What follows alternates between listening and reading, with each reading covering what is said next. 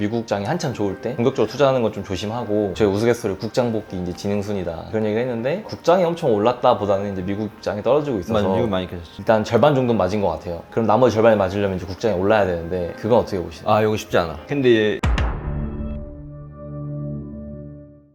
안녕하세요. 뭐니? 네, 오랜만에 또 찍는 것 같습니다. 네, 안녕하세요. 한 일주일? 일주일 만에 찍는 것 같은데 맞아요. 아니, 전 그래서 연애하시나 했어요. 아, 연애 하긴 해야 되는데.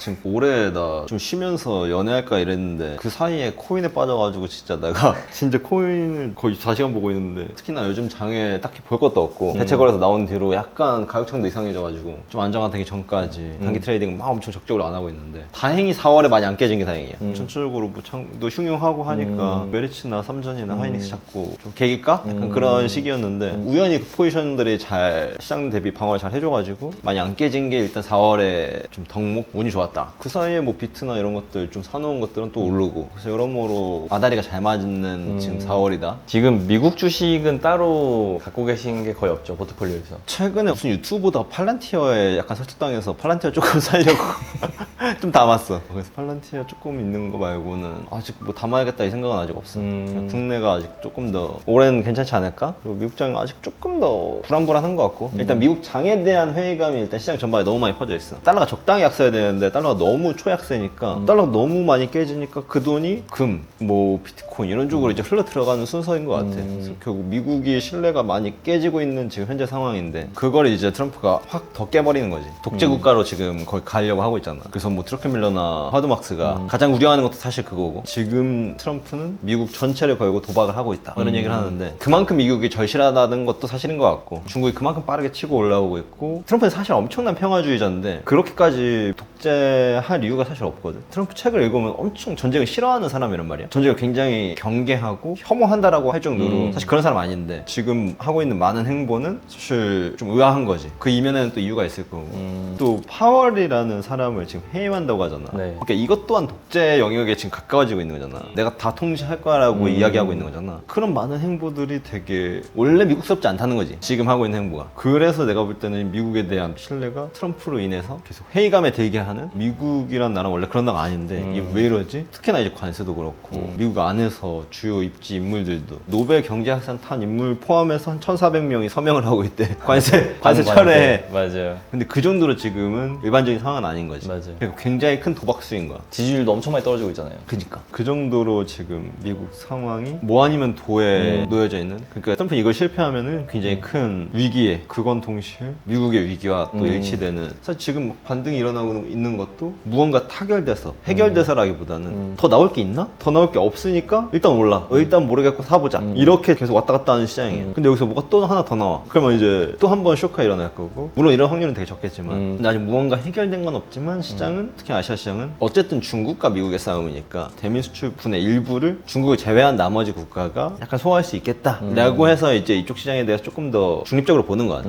그러다 보니까 시장이 좀 덜 빠지는 것 같고 그런 측면에서는 국내 장 전혀 나쁘지 않다. 근데 미국 장이나 애초에 중국 주식을 투자한다는 것 자체가 굉장히 부담스러운 행위인데 중국 주식 사면 기본적으로 불안하잖아. 근데 트럼프가 지금 연준일 장을 해임하는 것도 그렇고 그건 하나의 시작이겠지만 그런 뉘앙스가 미국에 퍼지기 시작하면은 우리가 중국 주식을 대하는 것처럼 미국 주식에도 그런 신뢰관계가 깨진다는 거지. 원래는 나도 부자 될 수 있는 경로가 미국 주식이었는데 그 경로를 지금 트럼프는 깨고 있는 거지. 어떻게 보면 미국에 대한 신뢰를 많이 깨고 있는 거. 자본주의의 상징 같은 나라였는데 그치. 자유를 통해서 기회의 장을 열어라. 모두가 이제 평등하게 경쟁하고 공평한 시장이다라는 게 이제 굉장히 좋은 취지였는데 지금은 뭐 세상이 이런지라. 그쵸. 중국이 너무 치고 가니까 그러니까. 그래서 원래 전략은 미국이든 중국이든 누가 이기든 상관없어. 양쪽에 다 베팅할 거야. 그러니까 원래 전략이었거든. 근데 중국 주식을 내가 살려고 하니까 좀 약간 불안하기도 하고 옛날에 뭐 대인 것도 있고 그래서 최근엔 그런 고민을 많이 하고 있고 그러다 보니까 그냥 에라 모르겠다 하고 비트코인을 많이 사게 되고 그런 생각을 하시는 분들이 많아서 비트코인이 지금 오르고 있는 것 같기도 하네요. 그러니까 나 같은 생각 앞으로 더 많은 사람들이 할 거 아니야. 아 중국 살까 미국 살까? 아 모르겠고 뭐 내가 금을 사본 적은 또 없으니까 그냥 만만하게 비트코인이니까 비트코인 사야겠다 뭐 이렇게 되는 거지. 오히려 친숙해져 버렸네 비트코인이. 그치 친숙해진 거지. 우리 세대에는 사실 국내 주식시장이 앞으로 좋을 거라는 얘기를 동생이 되게 많이 하셨잖아요. 오히려 미국장이 한참 좋을 때 이제 미국장 신규 투자하는 거 공격적으로 투자하는 건 좀 조심하고 맞아. 막 저희 우스갯소리 국장 복귀 이제 진흥순이다 그런 얘기를 했는데 결과적으로 막 국장이 엄청 올랐다 보다는 이제 미국장이 떨어지고 있어서 맞아 미국 많이 깨졌지. 네 일단 절반 정도 맞은 것 것 같아요. 그럼 나머지 절반이 맞으려면 이제 국장이 올라야 되는데 그건 어떻게 보시나요? 아, 이거 쉽지 않아. 여기서부터가 진짜다. 네. 요게 어렵다. 근데 큰 폭락장 이후에 뭐가 제일 먼저 반등하냐라 그러면 기존 주도주일 것 같잖아. 근데 사실 그렇지 않고 낙폭 과대주가 먼저 오르고 시장이 안정되고 기존의 주도주 안에서 선별해서 걔네가 올라. 낙폭 과대주가 먼저 예를 들면 지금으로 치면 뭐 2차 전지가 되거나 뭐 철강 화학이 되거나 혹은 반도체 뭐 그쪽의 섹터가 될 수도 있고 어쨌든 퍼가 낮은 쪽으로 돈이 먼저 쏠리고 그게 어느 정도 반등한 다음에 주도주가 달리는구나. 그렇지. 그냥 이건 약간 어느 정도의 공식이야. 주식시장에서. 폭락장 오면. 그래서 의외로 기존 주도주를 사는 게 막 쏟아지는 시점에는 그렇게 단기간에 수익률은 안 좋아. 장기적으로는 좋지만 당연히. 그러니까 굳이 내가 주도주를 갖고 있는 걸 팔 필요는 없지만 떨어지는 와중에는 굳이 추가 신규 매수를 주도주를 할 필요 없다. 맞아.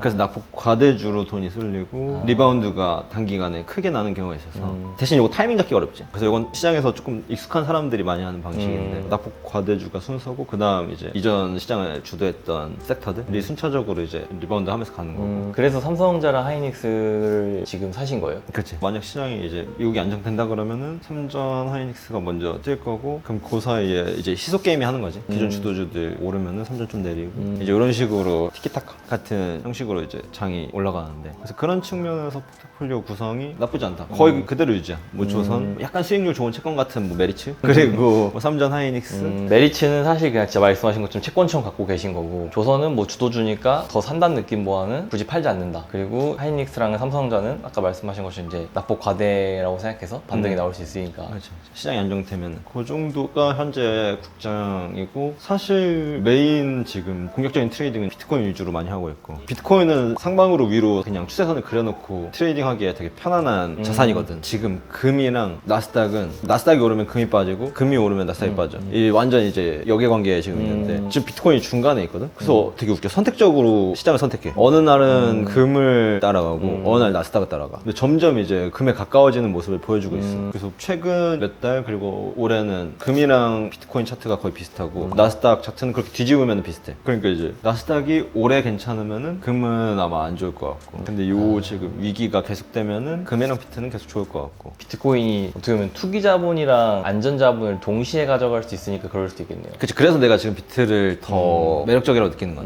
나스닥이 확 반등해버리면은 금은 분명히 빠지겠지만 그걸 따라서 반드시 비트도 빠지냐? 그건 아니거든. 중립적인 포지션에 지금 위치해 있기 때문에 리스크 보완적이면서 어느 정도 수익률을 기대할 수 있는 자산군이 아닌가? 그렇죠. 뭐 세금이나 레버리지 하기 쉽냐 이런 거 여러 가지 고려했을 때 비트코인이 되게 금보다 유리하잖아요. 그치. 훨씬 유리하지. 그래서 그런 측면에서 좀 비트를 계속 트레이딩 하게 되는 거 같고 한 일주일 동안 그래 저희가 영상이 없었잖아요. 일주일 동안 다이나믹 했으니까 그 일주일 동안에 대한 간단한 정리? 지난 일주일 사실 시장이 다이나믹하기도 했고 그 와중에서 뭐 사야 되고 뭐 팔아야 되고 고민이 많은 시기였는데 사실 잘 모르겠으면 그냥 가만히 있는 거. 근데 다행히 기존에 잡아놓은 포지션이 그렇게까지 시장에 휩쓸리지 않아서 일단 계좌가 평이했지만 여기서 추가적으로 하락한다 그러면 낙폭 과대주를 더 사야 되는데 일단 현금 없고요.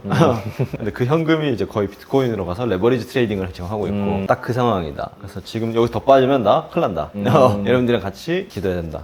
딱 그 상황입니다. 뭐 엄청 시장이 휘둘릴 필요는 없는 것 같고 국장도 지금 2,400 언더로 떨어지면 바로 계속 리바운드 일어나니까 2,400, 2,300 근처에 있을 때는 팔면 진짜 바보다. 그런 것들만 머릿속에 있고 미국 장이야 이제 뭐 계속 중국이랑 티키타카 하면서 요동을 치겠지만 국내 장도 계속 따라가진 않을 거다. 시간 지남에 따라서 괜찮아질 거기 때문에 엄청 일일비할 필요는 없는 것 같습니다. 알겠습니다. 오늘 또 좋은 말씀 해주셔서 감사합니다. 네, 그러면 저는 다음 시간에 뵐게요. 안녕.